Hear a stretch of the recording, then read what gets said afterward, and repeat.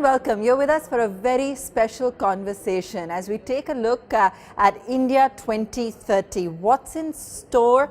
And, we take a look through budget analysis as well. Joining us, a very special guest. We got Vivek Bindra, the founder and CEO of Bada Business. He's a motivational speaker, an inspiration. He's someone who a lot of entrepreneurs look to for guidance. He's broken lots of Guinness records, and I'm sure he'll tell you a lot more about what Bada Business is all about and how you can also really access some learnings through it. But first, Vivek, आपसे पूछते हैं कि 2019 में Prime Minister had laid out about 10 divisions for India 2030. अब आपके क्या suggestions है किस तरीके से इंडिया जाके एक सुपर पावर बन सकता है 2030 तक? What is the growth rate currently looking like? धन्यवाद आबा। फर्स्ट ऑफ ऑल आप एज एन आइडेंटिटी आप एक इंग्लिश स्पीकर हैं और फिर भी आप हिंदी में प्रयास कर रहे हैं, उसके लिए धन्यवाद। Our channel is also Hindi channel. As an identity I am a Hindi speaker, तो मैं प्रयास करूंगा कि उत्तर सारे आपको हिंदी में दूं। पहला मैं शुरू करता हूं कि यूएनडीपी के ना एक्चुअली 17 गोल्स हैं। ये महत्वपूर्ण 17 गोल्स हैं। उन 17 गोल्स जो कि भारत को सुपर पावर बनाने में मदद करेंगे, उसमें से 11 में इस समय हम काफ़ी पीछे चल रहे हैं। मैं उदाहरण दे देता हूँ। हंगर है, हेल्थ है, इक्वालिटी ऑफ जेंडर है, सफाई सैनिटाइजेशन है, इसके अलावा इंडस्ट्री इनोवेशन इंफ्रास्ट्रक्चर है, इनइक्वालिटी है। तो अगर इन एरियाज़ में खासतौर से जस्टिस, पीस और strong institution in partnership with these goals, तो ये 11 एरियाज़ हैं जहां हम कमज़ोर चल रहे हैं। मुझे ऐसा लगता है अगर आप ये कह रहे हैं कि भारत को एक सुपर पावर 2030 में देखना चाहते हैं, तो पहला हमें करप्शन खत्म करना होगा। और करप्शन खत्म करने के लिए बड़ा सिंपल तरीका है कि अगर आप जजेस बढ़ा सकें। अभी right now we have about 20 जजेस per 10 lakh people, and if you can take it to 50 जजेस पर 10 लाख पीपल, तो जजमेंट जल्दी आएगा। यूएस में आप देखते हैं कि जजमेंट बहुत जल्दी आता है, 9 महीने में आता है या 9 साल में आता है। जितना जल्दी जजमेंट आएगा उतना आदमी चिंता करेगा अपराध करने से पहले। दूसरा, मुझे लगता है कि स्टेट्स को बड़े स्ट्रॉन्ग पीएनएल की तरह इंसेंटिवाइज करके ड्राइव करना चाहिए, जिससे स्टेट्स अगर अच्छा परफॉर्म करेंगे तो कंट्री अच्छा परफॉर्म करेगा। तीसरा, मुझे लगता है कि जिस देश का शिक्षक यानी कि एजुकेशन सिस्टम व्यवस्था कमज़ोर रहेगी, वहाँ दिक्कत रहेगी। तो अगर हम फैकल्टीज़ को गवर्नमेंट स्कूल के अंदर इंसेंटिवाइज करें उनके बच्चों की परफॉर्मेंस के बेसिस पे, तो रिजल्ट्स बहुत अच्छे आ सकते हैं। कि जितने बच्चे आपकी क्लास में सरकारी स्कूल के अंदर अच्छा परफॉर्म करते हैं, बेसिस हम सरकारी स्कूल के टीचर्स को भी इंसेंटिवाइज कर सकें। टीचर ट्रेनिंग बजट को बढ़ाना चाहिए। मुझे लगता है कि गवर्नमेंट ने को पॉलिसी मेकिंग में इन्वॉल्व होना चाहिए और कॉर्पोरेट को ही खाली बिजनेस करना चाहिए। Railways, airline, oil and gas को प्राइवेटाइज कर रहे हैं, इसको कई लोग बुरा मानते हैं, मेरी नज़र में बहुत अच्छा है। स्कॉलरशिप मुझे लगता है बच्चों के लिए 1 लाख करोड़ का, जिससे मेरिटोक्रेसी को हम आगे बढ़ाएं। इसके अलावा ब्यूरोक्रेट्स कभी कभार थोड़ा स्लो रह जाते हैं, बहुत इंटेलिजेंट होने के बावजूद। अगर उनको स्टिक इन कैरेट मॉडल में, उनका स्टिक तो बहुत मजबूत है, सीएजी भी तंग करता है, सीवीसी भी करता है, सीबीआई भी करता है, इतना ऑडिट होता है, इतना चेक होता है, पर अगर वो कुछ अच्छा करता है ब्यूरोक्रेट, तो उसको कोई कैरेट नहीं है। अगर वो कुछ बड़ा अचीव करेगा तो उसको कोई पूछता नहीं है, कोई तारीफ नहीं होती है, तो उसको कैरेट भी देना है स्टिक के साथ साथ, वो बहुत ज़रूरी है। और फाइनली मैं कहूँगा कि आप लेबर इंटेंसिव बिजनेस में आप आउटकम ड्रिवन इंसेंटिवाइजेशन लेके आते हैं, हेल्थ केयर को अफोर्डेबल बनाते हैं। बेसिकली ये मेरा एक बड़ा फेवरेट सब्जेक्ट है। रेड टेपिज्म को अगर रेड कारपेट कर सकें, अगर आप बिजनेस को इंसेंटिवाइज कर सकें लर्निंग के साथ में, टैक्सेस को थोड़ा रैशनलाइज कर सकें, ये कुछ मेरा फेवरेट सब्जेक्ट है। तो इसमें मैं ज़्यादा बात भी करता हूँ और काफ़ी ज़्यादा बात करता हूँ। मुझे लगता है कि I will answer more in your next questions. जी, India is producing so many unicorns. हर 9 दिन के करीबन एक नया यूनिकॉर्न शेप ले रहा है। But when we take a look at ease of doing business और ईज ऑफ स्टार्टिंग बिजनेसेस, हम फिर भी बहुत पीछे हैं। ये कैसे सॉल्व हो सकता है?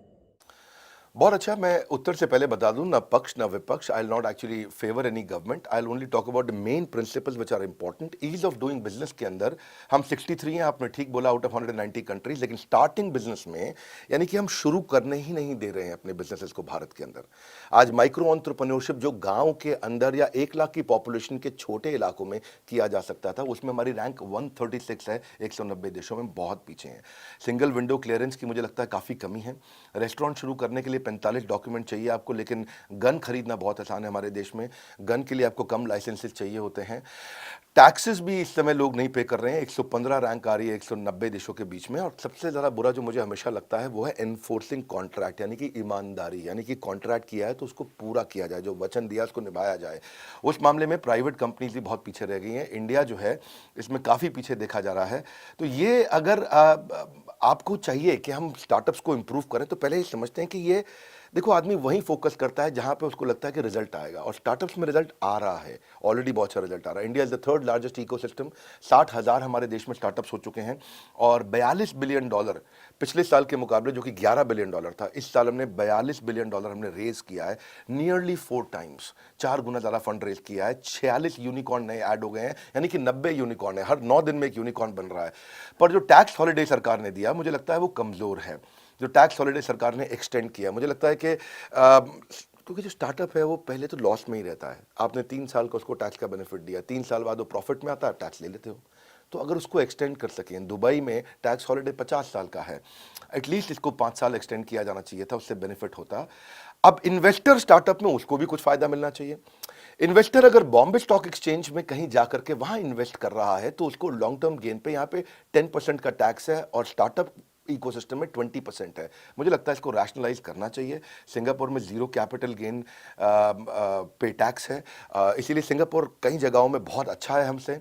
मुझे ऐसा लगता है इससे ज़्यादा इन्वेस्टर्स हम ला सकेंगे। इंक्यूबेटर एक्सेलरेटर, इसके लिए दिल्ली सरकार ने अभी कुछ काम करना शुरू किया, भारत सरकार ने किया, पर बहुत ज़रूरत है। 2400 एक्सेलरेटर्स इस समय चाइना के पास है, इंक्यूबेटर हैं, 1500 अमेरिका के पास है, भारत के पास केवल 300 है। तो यंग पॉपुलेशन है, इसके लिए काम करना चाहिए। हमारे को ज़्यादा इकोसिस्टम को मजबूत करना चाहिए, जिससे ये बेनिफिट मिल सकता है। और हमने भी इस पे काफी काम किया है। अब if you allow and if I may I can add what we have done. हमने बड़ा बिजनेस का कम्युनिटी बना दिया है। आप देखते हैं कि फेसबुक है फ्रेंड्स फैमिली के लिए, इंस्टाग्राम है पिक्चर शेयर करने के लिए, यूट्यूब है, लिंक्डइन जॉब्स के लिए है, ट्विटर इस समय पॉलिटिकल सोशल ओपिनियन के लिए है, लेकिन एंटरप्रेन्योर्स के लिए कोई कम्युनिटी नहीं है। सिलिकॉन वैली से कम्युनिटीज इंडिया आई है, इस बार पहली बार भारत से कम्युनिटी पूरी दुनिया जा रही है। हमने एक फेसबुक, एक लिंक्डइन बना दिया है एंटरप्रेन्योर्स के लिए। हमारी बड़ा बिजनेस ऐप, जो नई ऐप हमने अभी लॉन्च किया 1 महीना पहले, उसको लोग डाउनलोड कर रहे हैं। और मैं अपने व्यूअर्स को भी कहूँगा, आप ऐप डाउनलोड करिए। हमने एक ऐसा कम्युनिटी बनाया जहाँ businessman, entrepreneur, investor, startup professors जो मैनेजमेंट के हैं, content creator, MSME, SME, solopreneur, entrepreneur, subject matter expert, यही लोग मिलते हैं। और इनको हम लोग, इनका रेपुटेशन, इनका रेवेन्यू, इनका रिलेशनशिप हम बढ़ा रहे हैं। और क्योंकि रेलेवेंट ऑडियंस नहीं थी एंटरप्रेन्योर के लिए कोई, फेसबुक में सब फ्रेंड्स एंड फैमिली थे। कोई लोकल लैंग्वेज में लीड जनरेट करना है, उनको बिजनेस को बड़ा करना है, उसके लिए कोई सपोर्ट नहीं था। तो हमने ऐसा एक कम्युनिटी बनाया और यहाँ पे मुझे लगता है कि लोगों के 1 लाख फॉलोअर पहले 100 दिन में बन जाते हैं। लोग बहुत तेज ग्रो कर रहे हैं। ये हमने एक फ्री कम्युनिटी है बेसिकली, जैसे फेसबुक करता है, जैसे लिंक्डइन काम करता है, ऐसे ही हमने बड़ा बिजनेस ऐप बना दिया है। तो यहाँ पे आप आके management, investing, technology, manufacturing, motivation, HR, legal, strategy, execution, सब कुछ सीख सकते हैं। यहाँ पे आकर के लोग काफ़ी कंटेंट बना रहे हैं, डाल रहे हैं यहाँ पे, और लोगों को बेनिफिट मिल रहा है। विवेक जी, बजट के दौरान ऐसे कैसे चेंजेस आ सकते हैं जो हमको इन सारी चीज़ों की तरफ और बढ़ा सके? You know, it's said that MSMEs are the backbone of the country. Has the budget or any of the initiatives that have been mentioned suggested that they can strengthen the MSME infrastructure? MSME infrastructure के लिए thank you very much for this question, is very important, क्योंकि backbone है। आपने जैसा बताया अभी आभा जी, 2 लाख करोड़ का इस समय एलोकेशन किया गया है कोलैटरल फ्री लोन के लिए। Emergency credit line guarantee scheme है, उसको भी 50,000 करोड़ का एक्सपेंशन मिला है, 2023 तक किया गया है। ये देखने में अच्छा है, लेकिन प्रोवाइडेड अगर ये लोन लोगों को मिल सके। बैंक इस समय लोन दे नहीं रहा। आपकी 59 मिनट्स की भी स्कीम है। ओवरऑल अगर आप इकोसिस्टम को समझें, क्योंकि आपने एमएसएमई की बात किया है, तो मैं ये बताना चाहूँगा कि 3.5 करोड़ एमएसएमई है चाइना के अंदर और हमारे पास 7 करोड़ एमएसएमईज हैं। हम उनसे डबल हैं, लेकिन उनका कंट्रीब्यूशन जीडीपी पर 60% है और हमारा 30% है, यानी कि हम हाफ हैं कंट्रीब्यूशन के मामले में। इसको टोटल देखेंगे ध्यान से तो ये 1/4 हो जाता है। आज अगर आप देखोगे 18,000 एमएसएमई हर दिन चाइना में शुरू हो रहे हैं, हमारे देश में 1 ही हज़ार शुरू हो पा रहे हैं। कहाँ 18,000 पर डे, कहाँ 1,000 एमएसएमई पर डे। तो इकोसिस्टम में बहुत डिफरेंस है। मुझे मुझे लगता है कि रजिस्ट्रेशन बढ़ाना चाहिए। 13 करोड़ हैं, 13 करोड़ में से 6.5 करोड़ रजिस्टर्ड हैं, बाकी रजिस्टर्ड नहीं, कच्चे में बिजनेस कर रहे हैं। साधारण भाषा में बोलूँ मैं, इनफॉर्मल मार्केट जिसको हम कहते हैं अंग्रेजी में। और इनफॉर्मल मार्केट में उस बेचारे को लोन भी जो है 24% 36% पे मिलता है। अगर सरकार रजिस्ट्रेशन कराए तो 7% 9% पे उसको लोन मिल जाएगा। गवर्नमेंट को जीएसटी भी मिलता है, टैक्सेस मिलते हैं। गवर्नमेंट कितना ग्रो करता है। मुझे लगता है स्कूल, खाली पड़ी बिल्डिंग्स को इस्तेमाल करना चाहिए local hub and spoke model में। एमएसएमई की अगर आप बात करते हैं तो मुझे लगता है कि कैपेसिटी डेवलपमेंट पे अगर एंटरप्रेन्योर्स के साथ काम करें और कंपलसरी कर दें एक एमएसएमई की एजुकेशन को और उसको पीएलआई दे दें उसके लिए। जैसे सर्व शिक्षा अभियान है, उसमें मिड डे मील एक इंसेंटिव है कि गरीब बच्चा आता है उसको मिड डे मील फ्री खाना मिलता है, वो पढ़ता है नगर निगम बाल माध्यमिक विद्यालय। ऐसे ही अगर एमएसएमई को भी अगर आपने एजुकेशन को इंसेंटिव कर दिया, वहां पे इंसेंटिवाइजेशन कर दिया, वो सीख गया तो वो टैक्स भी देगा, डिफॉल्ट भी नहीं करेगा, लोन सारे चुकाए जाएंगे और गवर्नमेंट के लिए ग्रोथ है।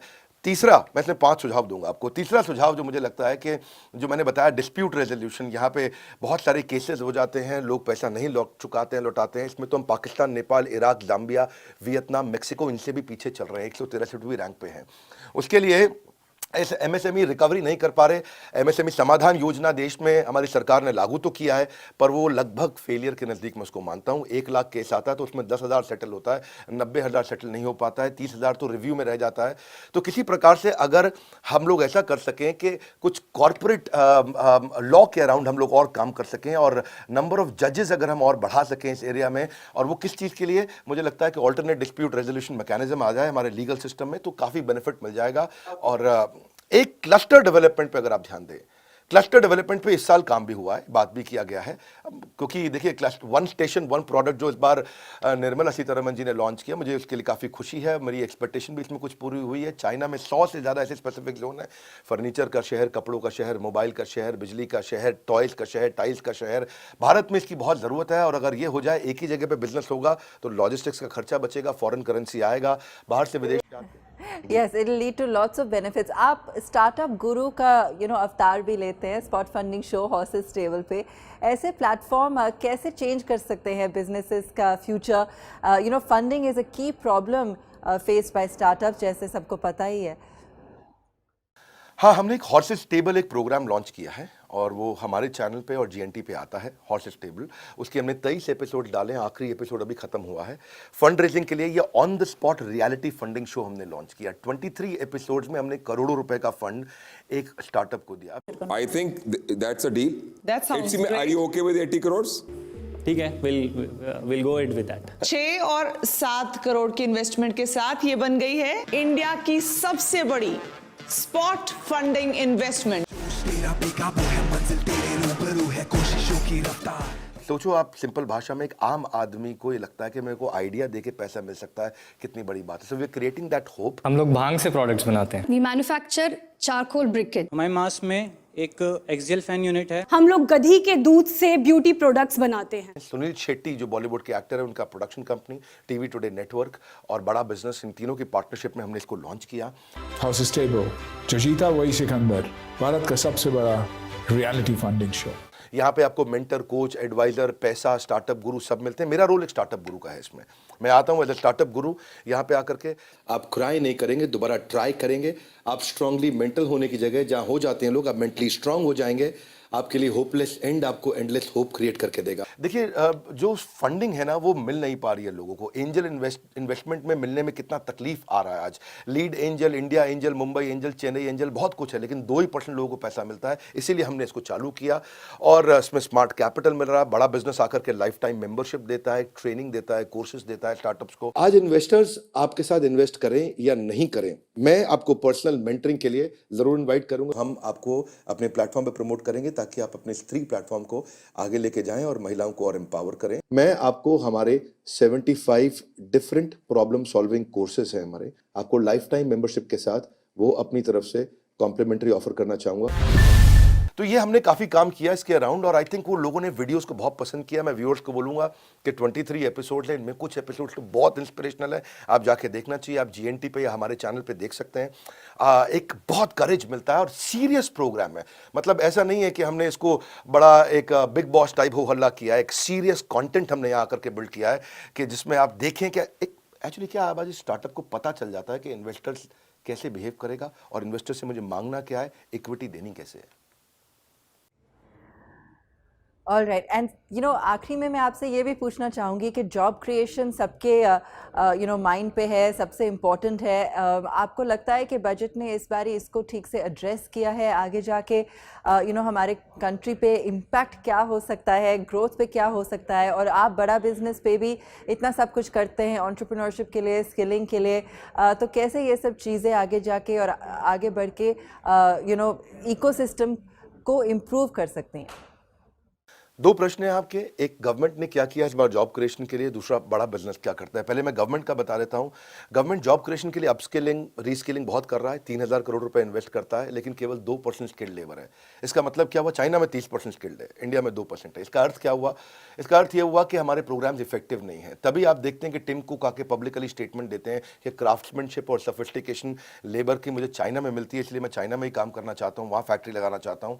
तो यहाँ पे जो है ना, इफेक्टिव नहीं है हमारा प्रोग्राम। इफेक्टिव अगर उसे करना है तो आपको रिफॉर्म लेके आना है, पैच वर्क नहीं। और रिफॉर्म के लिए आपको ईज ऑफ डूइंग बिजनेस पे काम करना चाहिए। ईज ऑफ डूइंग बिजनेस के लिए मैं अगर क्विक आपको 7-8 आइडियाज दे सकूं। पहला, रजिस्ट्रेशन को तेज करना चाहिए। दूसरा, बिना बात के रेगुलेशन से उनको हटाना चाहिए। तीसरा, जैसे आधार है ऐसे ही बिजनेस का यूनिक एंटरप्राइज नंबर होना चाहिए। अगर बिजनेस का यूनिक एंटरप्राइज नंबर होगा तो ये नहीं कि अभी जीएसटी लेके आ, अभी पैन नंबर, अभी ये नंबर, अभी वो नंबर, अभी ऐसा नंबर, एक नंबर सारा काम हो जाए। अब मैं इसके बाद बोलूंगा कि कमर्शियल कोर्ट ले आएं। कमर्शियल कोर्ट्स आ जाते हैं तो डिस्प्यूट फटाफट खत्म होते हैं, ज़्यादा बढ़ने चाहिए।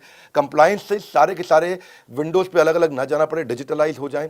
अब अगर इंस्पेक्टर राज हुआ करता था पहले, हाँ, उसमें क्या है, आपको अगर इंस्पेक्शन भी करना है तो वो भी डिजिटल हो जाए। ऐसा नहीं कि हमारे ऑफिस को इंस्पेक्शन करने आ रहा है। सिंगल विंडो हो जाए कि एक ही जगह जाकर के मेरा बिजनेस चालू हो जाए। ऐसा नहीं कि मुझे 50 जगह जाना पड़े। लोन्स एंड ग्रांट इजी मिल जाए, अपने आप बिजनेस बड़ा होगा। और आपने पूछा हमारा क्या रोल है। देखिए, हम एक प्लेटफॉर्म है जो एंटरप्रेन्योरशिप सिखाते हैं, और इसीलिए हम इसी तरीके के शोज भी लेके आए, जो मैंने आपको बताया है कि हॉटलिस्ट टेबल जहाँ फंडिंग मिल रहा है। आज हमारे 100 से ज़्यादा कोर्सेज हैं। आज हमारे 80 बिलियनियर प्रोफेसर्स हैं और 500 सब्जेक्ट मैटर एक्सपर्ट्स मिलकर के पढ़ा रहे हैं, सिखा रहे हैं। 32 मिलियन का सब्सक्राइबर बेस है।